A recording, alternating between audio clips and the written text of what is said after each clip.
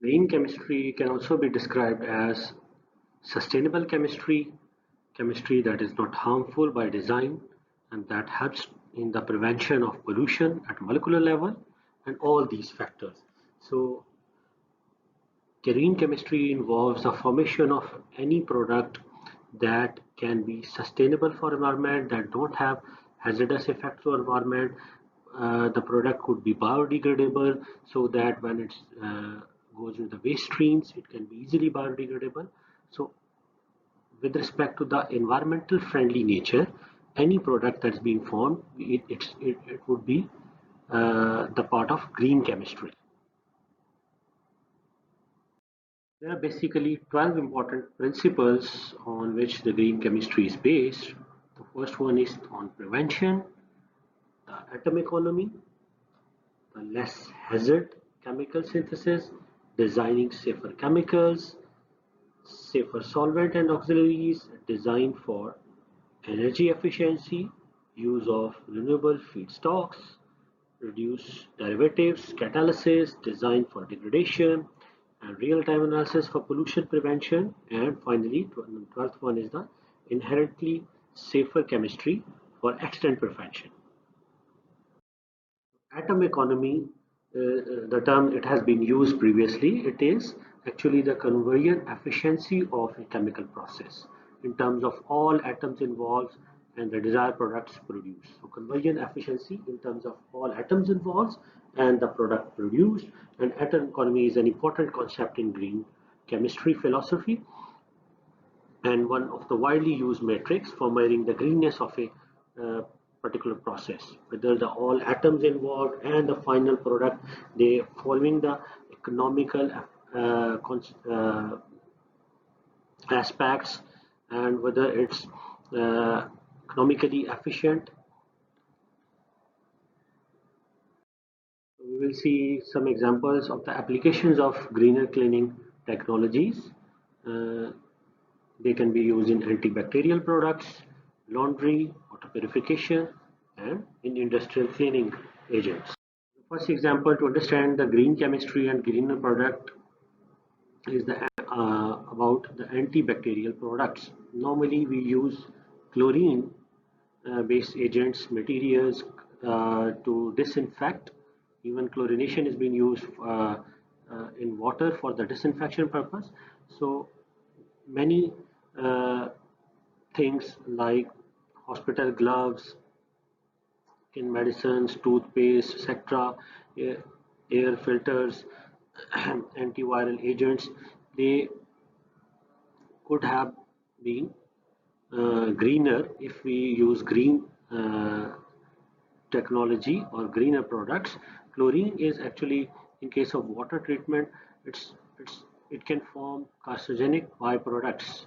Chlorinated, it can react with natural organic matter in the water and can form trihalomethanes, which are carcinogens. So there should be some uh, antibacterial agent that could not have health concerns.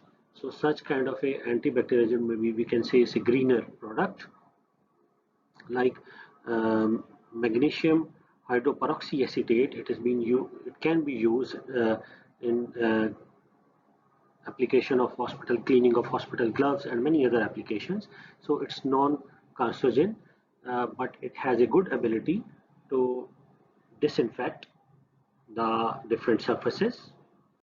We use to clean our clothes with different type of detergents, and many of the detergents they are biocides, bactericides, and some of them they are persistent organic pollutants, and it is means that they are difficult to degrade when they've been discharged into the waste streams. So they are more biologically resistant. So alternatively, we can use some other chemicals. We can prepare some chemicals that could be easily biodegradable, have good effect, cleaning effect. So for example, tetraamido macrocyclic ligands, they are a good alternative options, uh, uh, potentially for washing. machines that use less water, so they can be used to clean the clothes. Another example of green chemistry or using the greener product, advantage of greener product is, for example, in cleaning of clothes, dry cleaning with liquid carbon dioxide could be ideal because this process has non-inflammability, non-toxic, and renewable substance, while the conventional chemical that is being used for dry cleaning, it is the perchloroethylene. So it is a suspected carcinogen and can contaminate our groundwaters. Sodium imidodisuccinate is another example. Its formula has been given. It's another example of greener product. Its advantage is that it is biodegradable. The product to be greener, it should be biodegradable, because if it's not biodegradable, it will persist on the environment and it will be a hazard to aquatic organisms, not only aquatic organisms but to the humans.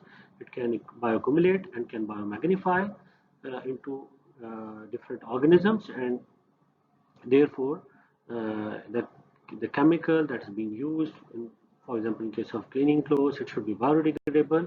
That could be an ideal green, economical, biodegradable, follow the green chemistry principles as I have described before. So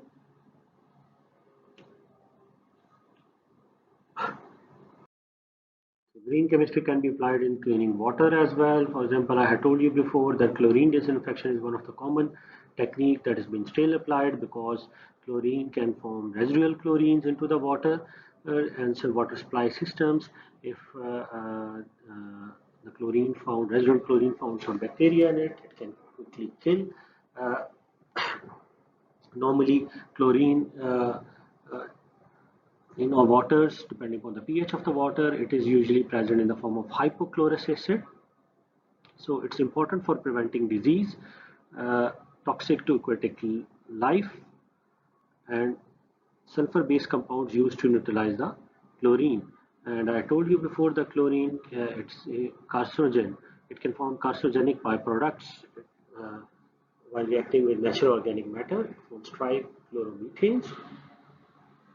So ascorbic acid could be an alternative uh, chemical in future that might be used for water treatment, because more safer, effective neutralization alternative, and also it boosts the immune system of aquatic life.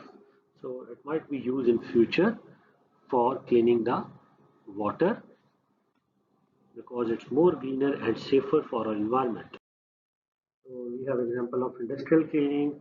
The industrial cleaning agent should be water-based industrial cleaners. Normally they are non-toxic, should be non-toxic, biodegradable, surfactants, replace traditional organic solvents, and eliminate the hazardous waste sludge production and VOC pollution.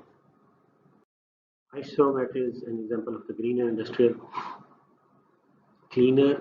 It is a mixture of isoparaffinic hydrocarbon, propylene glycol monomethyl ether, and isopropyl alcohol. And it replaces type wash. Type wash is normally used. It's a mixture of methylene, chloride, toluene, and acetone. So toluene is also not good. It's volatile in nature. It can go to our environment. It has many hazardous effects. So we need alternate solutions that are more greener, that are more environmental friendly. They produce less odor. They may be cost effective.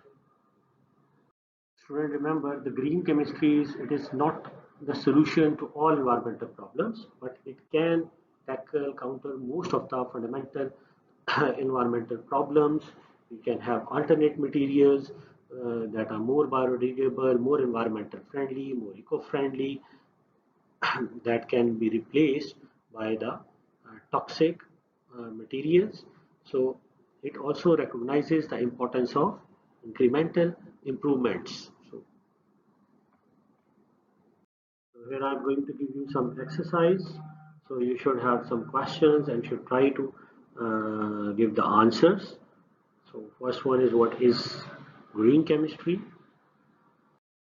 Renewable feedstock starting material that may be used as a source for organic chemicals is, you have different options: petroleum, biomass, coal, or natural gas. So you should have to pick one of them. Question 3 is, the green chemistry can also be described as, the option 1 is sustainable chemistry, chemistry that is being begin by design, pollution prevention at the molecular level, or all of the above. So in the question number 4, you should have to pick the greener solvent. A green solvent that may be used in some organic reactions is, among the options are benzene, methylene, chloride, water, ether. So these are the answers of all above asked questions. So now match your answers and see what you got.